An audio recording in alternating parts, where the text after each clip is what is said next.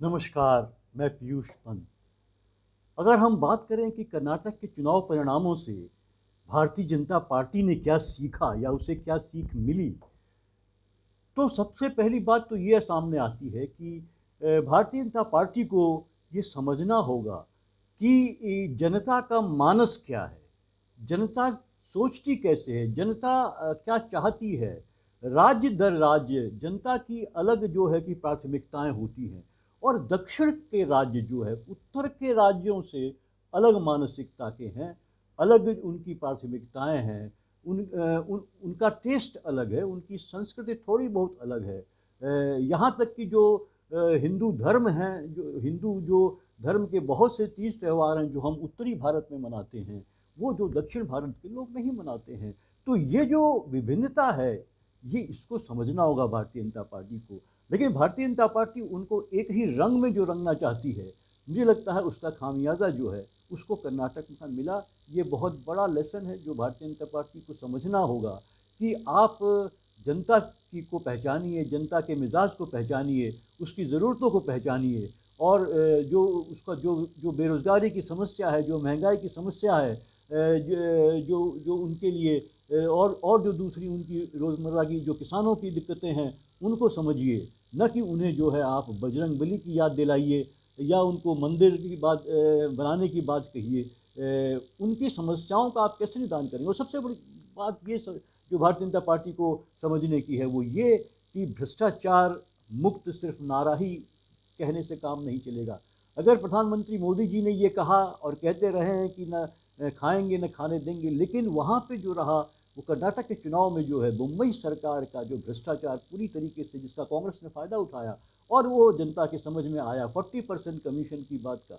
और लगातार जो है सरकार का जो परफॉर्मेंस रहा वो भी संतोषजनक नहीं रहा। ये सब लेके एंटी इनकम्बेंसी जो रही, तो ये समझना होगा बीजेपी को कि जो है कि सरकार का परफॉर्मेंस जो है वो जनता जो है वॉच करती रहती है, देखती रहती है। और अगर विपक्षी दल जनता के बीच में ये बातों को ले जाएं, सही तरीके से समझाएं, तो और जनता ये समझती है, उसका परिणाम जो है सत्ताधारी पार्टी को भुगतना होता है। सिर्फ आप बड़ी बड़ी बात करने से काम नहीं चलता है। दूसरी बात जो भारतीय जनता पार्टी को समझने की बात है कि जो है कि स्टेट सरकार का परफॉर्मेंस जो है वो जनता देखना चाहती है। आप जो है कि केंद्र सरकार के जो है योजनाएं हैं, उनके कार्य की, या सिर्फ मोदी जी की बात करेंगे आप, तो उससे जो है सर जो जनता जो है वो बहुत ज़्यादा जो है प्रभावित नहीं होती है। और वो आपको एक बार तो आपको झोली में वोट डाल देगी, लेकिन बार बार वो ऐसा नहीं करती। उसको केंद्र की ये डबल इंजन की सरकार जो है, मुझे लगता है कि वो कहीं ना कहीं भारतीय जनता पार्टी के लिए भारी भारी पड़ने लगा है, क्योंकि उनकी राज्य सरकारें उस पैरामीटर पे या उस बैरोमीटर पे खरी नहीं उतर पा रही हैं जिसके लिए डबल इंजन सरकार का नारा भारतीय जनता पार्टी ने दिया था। तो ये भी, इससे भी अब तो समझना होगा कि राज्य सरकार के परफॉर्मेंस के आधार पे ही जो है जनता वहाँ जो देती है। दूसरी बात जो भारतीय जनता पार्टी को ये समझनी होगी कि धर्म की जो है राजनीति में बहुत ज़्यादा महत्व नहीं देना चाहिए। धर्म जो है व्यक्तिगत मामला होता है और उतना ही होना चाहिए जितना, लेकिन आप धर्म को ही अपने राजनीतिक विस्तार का आधार बना लेंगे तो वो काउंटर प्रोडक्टिव हो सकता है। और ये हमने जो है कर्नाटक चुनाव में देखा कि भारतीय जनता पार्टी ने बहुत कुछ कोशिश करी कि धर्म के नाम पे लोगों को जो है कि मोबिलाइज किया जाए, लेकिन दक्षिण भारत की जनता मुझे लगता है कि वो धर्म के नाम से बहुत प्रभावित नहीं होती।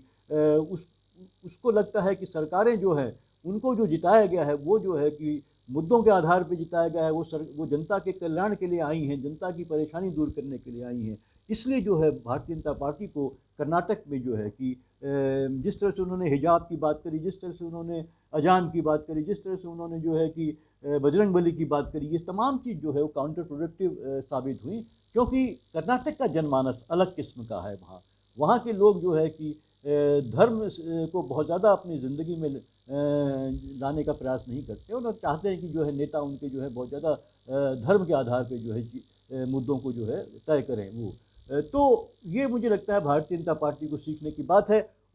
और एक और बहुत महत्वपूर्ण बात जो भारतीय जनता पार्टी को समझने की बात है कि आपको जो है कि स्थानीय नेतृत्व को भी महत्व देना होगा। वहाँ पे जैसे येदियुरप्पा को जो है कि उस तरह से आपको साइडलाइन कर दिया गया। ठीक है, अगर आप वो उनकी उम्र हो गई थी, मुख्यमंत्री नहीं बन सकते थे, तो कम से कम जो है कि पूरे कैंपेन में, पूरे जो है टिकट बंटवारे में उनको महत्व देना चाहिए था। उसको आपने उनको साइडलाइन कर दिया और वहाँ कहीं भी जो है सिर्फ मोदी जी के अलावा कहीं कोई स्थानीय नेता नहीं था जो चुनाव अभियान चला रहा था। तो ये भी भारतीय जनता पार्टी के लिए एक बहुत बड़ा लेसन है इस हार से, कि स्थानीय जो है जो नेतृत्व है उसको आपको मजबूत करना होगा और स्थानीय जो नेतृत्व है उसको ज़्यादा मौका देना होगा एक राज्य के चुनाव में। तभी आप जो है जनता का जो है कि समर्थन हासिल कर सकते हैं।